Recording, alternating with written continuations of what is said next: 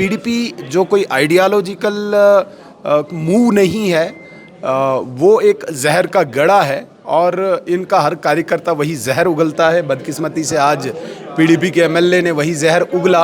6 साल के बाद जो है जम्मू कश्मीर असेंबली फंक्शनल हुई और पहले ही दिन बीजेपी ने काफ़ी रिएक्ट किया काफ़ी सारी चीज़ों पे। किस तरीके से देखते हैं सेशन को?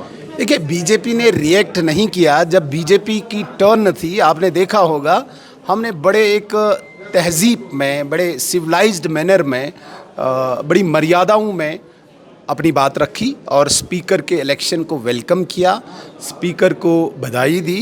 वही एक आज का बिजनेस बनता था और लेफ्टिनेंट गवर्नर साहब के एड्रेस को सुनना। मैं कहता हूं कि पीडीपी जो कोई आइडियालॉजिकल मूव नहीं है, वो एक जहर का गड़ा है और इनका हर कार्यकर्ता वही जहर उगलता है। बदकिस्मती से आज पीडीपी के एमएलए ने वही जहर उगला। नेशनल इंटीग्रिटी 370 पर रेजोल्यूशन लाने की कोशिश की और जिस 370 को कोई असेंबली चैलेंज नहीं कर सकती है, एक लीगल सैंक्टिटी भी होती है। पार्लियामेंट में जिस 370 को हटाया गया, वो पार्लियामेंट ही उस पर बात कर सकता है। बड़ी बदकिस्मती है। तो उसके लिए भारतीय जनता पार्टी के सभी 28 एमएलएज ने अपोज किया और हमने कोई हू हल्ला नहीं किया, हंगामा नहीं किया।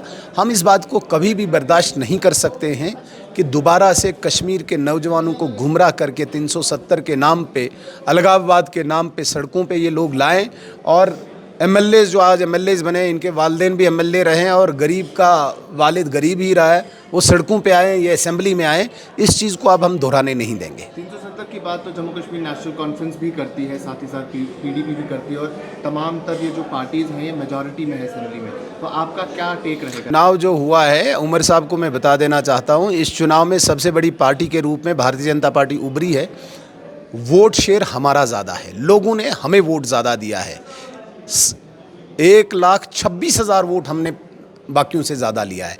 दैट मीन्स दिस शोज कि जो 370 एब्रोगेट हुआ है उसको जम्मू कश्मीर की जनता ने लेजिटिमेट ठहराया, क्योंकि हमने वोट करना से लेके देवसर तक लिया है और किश्तवाड़ के इंदरवाल से लेके लखनपुर तक लिया है।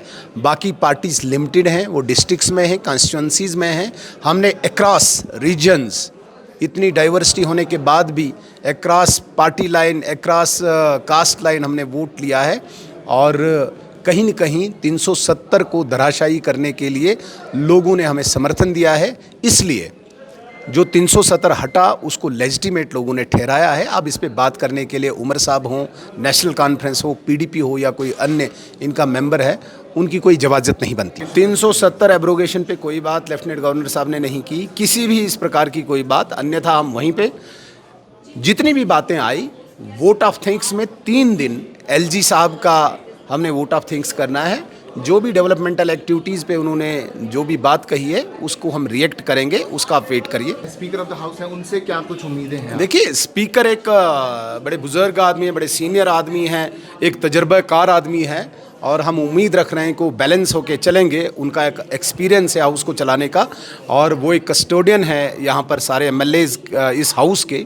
तो कहीं न कहीं भारतीय जनता पार्टी के हम 28 लोग, वैसे बदकिस्मती से हम 29 थे, लेकिन एक बदकिस्मती से हमारा एक साथी बिछड़ गया। अब हम 28 रहे, तो 28 लोगों को भी स्पीकर से उम्मीदें हैं कि वो बैलेंस होके चलेंगे। वो केवल ट्रेजरी बेंच की तरफ ही नहीं देखेंगे, अपोजिशन जो लोगों की एस्पायरेशन लेके बैठी हुई है उनकी तरफ भी ध्यान देंगे।